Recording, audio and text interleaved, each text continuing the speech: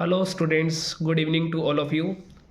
आज हम class 11th जो कि chapter accounts from incomplete record कर रहे थे, उसका इलस्ट्रेशन नंबर 8 लेकर आए हैं।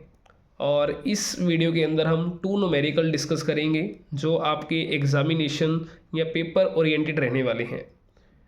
तो आई होप कि आप इससे पिछले पार्ट को देख चुके होंगे, तो ये भी पार्ट आपके लिए उतना ही मोस्ट इम्पोर्टेंट है जितना कि आपका प्रीवियस पार्ट था। तो क्वेश्चन हमारे पास डिस्कस करते हैं। देखिए, क्वेश्चन को डिस्कस करने से पहले आपको एक चीज़ बता दें कि हमने लास्ट टाइम जो डिस्कस करा था वो क्या था, हमारा प्रॉफिट निकालने का एक फॉर्मूला। और उस प्रॉफिट को निकालने के लिए हम क्या कर रहे थे, क्लोजिंग कैपिटल, देन उसके अंदर प्लस कर रहे थे ड्राइंग को, माइनस करते थे एडिशनल कैपिटल, माइनस करते थे हम ओपनिंग कैपिटल, देन हमारा प्रॉफिट आ जाया करता था। तो सिमिलर इन क्वेश्चनों के अंदर भी यही चीज़ है, बट एक बार आपको थोड़ा सा इनका मतलब बताएंगे कि अलग अलग वर्ड्स जो यूज़ हुए हैं कि वो करना कैसे है क्वेश्चन को सॉल्व आपने। क्वेश्चन है हमारे पास, गोकुल दास मेंटेन इनकम्प्लीट रिकॉर्ड। देखिए, फर्स्ट नंबर आपको पता होना चाहिए कि हिंट क्या रहने वाला है, इनकम्प्लीट रिकॉर्ड या फिर single entry system of his business. He want to know the result of his business on 31 March 2023। मतलब वो रिजल्ट जानना चाहता है कि क्या मेरा बिजनेस प्रॉफिट पे चल रहा है कि लॉस पे चल रहा है। तो आपके पास कुछ इन्फॉर्मेशंस गिवन है, आपके पास ओपनिंग स्टेटमेंट ऑफ फेयर्स के लिए कुछ इन्फॉर्मेशन है, क्लोजिंग स्टेटमेंट ऑफ फेयर्स के लिए। तो फर्स्टली आपने करना क्या है, opening and closing statement of affairs तैयार करना है। तो देखिए, ओपनिंग स्टेटमेंट ऑफ फेयर्स आपको बता दिया था कल कैसे तैयार करना है। सिंपली आपने राइट साइड असेट्स लिखनी है, लेफ्ट साइड आपने लायबिलिटीज लिखनी होती हैं। तो जैसे मेरे पास कैश इन हैंड है, तो कैश इन हैंड आपकी असेट होती है, इसलिए इसे आपने असेट साइड में रिकॉर्ड करना है। बैंक बैलेंस आपकी असेट्स है जी, असेट साइड में जान दो। फर्नीचर आपकी असेट्स है, असेट्स में लिखें। देन आपके पास है स्टॉक। स्टॉक की अमाउंट आपको गिवन है 5 लाख रुपीज़, तो आपने असेट साइड में जाना है, स्टॉक को भी रिकॉर्ड कर देना है 5 लाख रुपीज़ से जी। ठीक है, नेक्स्ट आपका एक डेटर दे रखा था, डेटर को लिखना है।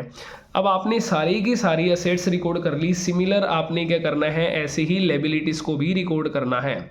लायबिलिटीज़ के अंदर आपके पास एक क्रेडिटर दे रखे हैं, क्रेडिटर आपके आ जाएंगे लायबिलिटीज साइड में। देन आप असेट्स में से लायबिलिटीज़ को माइनस करें, देन आपकी कैपिटल आ जाएगी, और ये जो कैपिटल आएगी आपकी ओपनिंग आ जाएगी। सिमिलर यही प्रोसीजर आपने क्लोजिंग के लिए भी करना है, आपका क्लोजिंग स्टेटमेंट ऑफ फेयर्स भी तैयार हो जाएगा। मतलब क्लोजिंग स्टेटमेंट ऑफ फेयर्स तैयार करने का मेन पर्पस क्या रहने वाला है, आपने कैपिटल को फाइंड आउट करना है क्लोजिंग को। अब बात करते हैं statement of profit and loss के लिए, कि आपने statement of profit and loss तैयार करना है। मतलब सिंपली आपने प्रॉफिट और लॉस को फाइंड आउट करना है कि आपके बिजनेस को प्रॉफिट हो रहा है कि लॉस हो रहा है। तो इसके लिए कल आपको एक फॉर्मूला बता दिया गया था, जो क्लोजिंग कैपिटल होगी फर्स्ट नंबर आप वो लिखें, और देन उसके अंदर आपने ड्राइंग ऐड करनी है। तो ड्राइंग के बारे में क्या इन्फॉर्मेशन गिवन है वो रीड कर लीजिए।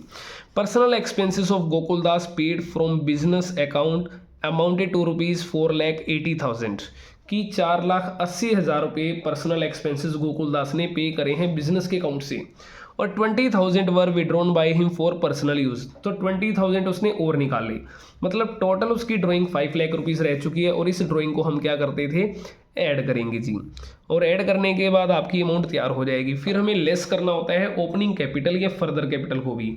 फर्दर आपकी होती है एडिशनल कैपिटल, और ओपनिंग आपकी तो सिंपली ओपनिंग कैपिटल आपने जो फाइंड आउट करी है वो माइनस करनी है। अब चेक करते हैं आपके पास और इन्फॉर्मेशन क्या है।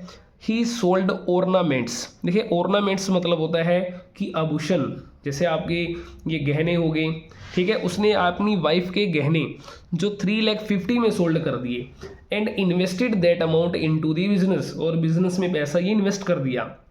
तो इसे कहते हैं हम एडिशनल कैपिटल। तो एडिशनल कैपिटल 3,50,000 है, इस 3,50,000 को आपने क्या करना है जी, माइनस कर देना है। अब हमारे पास आ गया 13,75,000। ओपनिंग कैपिटल आपने फाइंड आउट करी थी जो कि 14 लाख है, तो 13,75,000 में से अगर आप 14 लाख माइनस करते हो, 25,000 रुपीज़ का आपके पास लॉस आ जाएगा जी। क्लियर है। सिमिलर इसी टाइप में क्वेश्चन आपके पास और है, इलस्ट्रेशन नंबर 10 है। इलस्ट्रेशन 10 को रीड करते हैं, क्वेश्चंस में क्या कह रखा है। Vikas is keeping his accounts according to single entry system. देखो जी, हिंट में आपको सिंगल एंट्री सिस्टम इनकम्प्लीट मिल जाएगा। His capital on 31 December 2015 2,50,000 and his capital on 31 December 2016।